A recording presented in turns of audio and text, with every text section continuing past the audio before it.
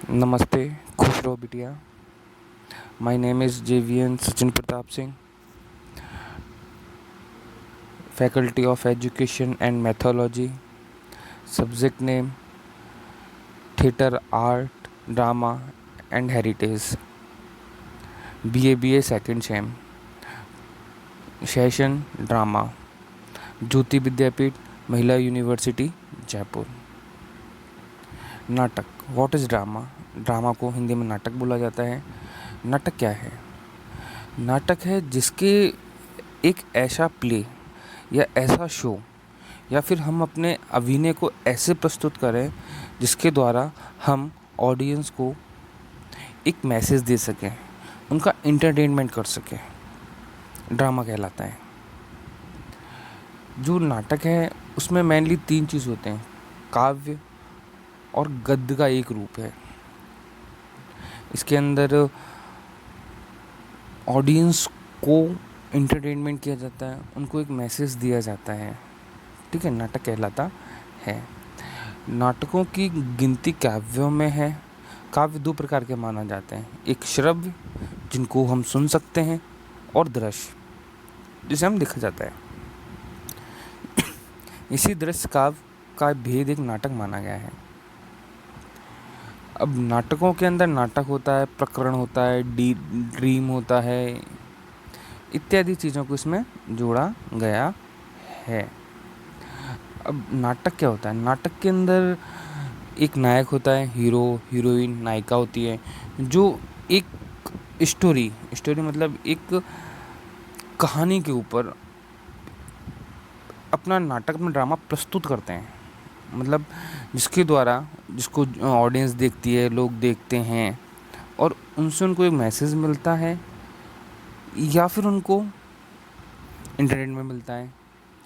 और भारतेंदु हरिश्चंद्र अपने नाट्यकाव्य में लिखते हैं, संस्कृत नाटक की भांति हिंदी नाटक में उनका अनुसंधान करना या किसी नाटांग में इनको ध्यानपूर्वक लिखना, पढ़ना, ठीक है, नाटक कहला जाता है। अब हम इसके मुख्य एलिमेंट्स की बात करें, तथ्यों की बात करें, सबसे पहले होता है इसमें कथा वस्तु, स्टोरी होती है। अब एक नाटक में स्टोरी बहुत इम्पोर्टेंट होती है, क्योंकि बिना स्टोरी के एक नाटक को, एक ड्रामे को नहीं किया जा सकता। अगर हम घर में आने वाली सीरियल्स, मूवी को देखा जाए तो वो भी एक ड्रामे की तरह ही है।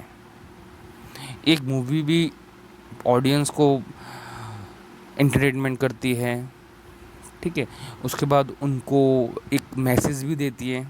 काफ़ी मूवी हैं जैसे वो लोगों को, ऑडियंस को मैसेज देती हैं। जैसे हम दंगल मूवी की बात करें तो दंगल मूवी में एक, अगर एग्जांपल दंगल मूवी का लें तो उस मूवी ने लोगों को, जो ऑडियंस को, एक मैसेज दिया है कि बेटी को पढ़ाओ, ठीक है। तो इस मूवी की, अगर इसको हम ड्रामा मान के चल रहे हैं, अगर हम एक दंगल मूवी जैसा कोई ड्रामा क्रिएट करते हैं या ड्रामा बनाते हैं तो सबसे पहले हमारी स्टोरी क्या होगी? स्टोरी यही होगी कि हमें उस विषय वस्तु के अनुसार, मतलब उस ड्रामे का जो नाम है, जो हमारा उद्देश्य है, उसके अकॉर्डिंग उसकी स्टोरी को क्रिएट करना, स्टोरी को लिखना, ठीक है। तो ये स्टोरी हो जाती है। स्टोरी के बाद आते हैं इसमें कास्टिंग, मतलब पात्र। तो हम किन किन को लेंगे, उसमें कितने लोगों की ज़रूरत पड़ेगी, हमारा हीरो का ऐसा होगा, हमारी हीरोइन, मतलब नायक नायिका कैसे होंगे, और उसमें अगर हम नाटक में किसानों को ले रहे हैं तो हमें किसान को दिखाना है, अगर हम मज़दूर ले रहे हैं तो मज़दूरों को दिखाना है, ठीक है। अपनी कहानी के अकॉर्डिंग हमें अपने कास्टिंग करनी है, अपने नायक नायिका को, जो भी प्ले करने वाले हैं उनको लेना है। फिर उद्देश्य, इस नाटक का उद्देश्य क्या है कि ये सामाजिक, जो समाज है उसके हृदय में जानी चाहिए या उनको दुख होना चाहिए। दुख मतलब कुछ ड्रामे ऐसे होते हैं जिनके बाद लोगों को दुख होता है, ऑडियंस को दुख होता है, ठीक है। फिर भाषा, लैंग्वेज कैसी होनी चाहिए उस नाटक की, क्योंकि ऐसे हम नॉर्थ इंडिया के लिए कोई ड्रामा क्रिएट करते हैं तो हमें नॉर्थ इंडियन की लैंग्वेज लेनी होगी, क्योंकि यहाँ के लोग नॉर्थ इंडियन लैंग्वेज समझते हैं, जैसे हिंदी हो गई या फिर कोई अपनी लोकल लैंग्वेज हो गई। अगर हम साउथ में जाते हैं और साउथ में जाके एक किसी हिंदी नाटक को, ड्रामे को वहाँ पे हम प्ले करते हैं, तो वो लोग नहीं समझ पाएंगे। क्यों? क्योंकि उनकी लैंग्वेज जो है, जो हिंदी है। अगर हम किसी ग्रामीण परिवेश में चले जाएं, वहाँ पे इंग्लिश नाटक करें, तो वहाँ के लोग नहीं समझ पाएंगे। तो सबसे पहली बात कि हमें अपनी जो लैंग्वेज है उसका ध्यान रखना चाहिए, अपने ऑडियंस के अकॉर्डिंग लैंग्वेज का चूज़ करना चाहिए। इसके बाद संवाद, मतलब वो लोग कैसे बात कर रहे हैं।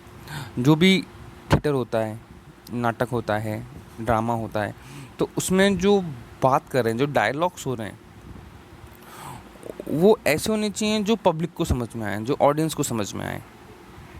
ओके, तो ये संवाद हो गया। फिर अभिनय, अभिनय कैसा होना चाहिए, मतलब वो लोग कैसे अभिनय करेंगे, कैसे प्रस्तुत करेंगे लोगों के सामने। तो ये सब, ये ड्रामा होता है। तो आपको समझ में आया होगा नाटक के सारे एलिमेंट्स, जो उसमें एलिमेंट्स हैं। धन्यवाद, थैंक यू।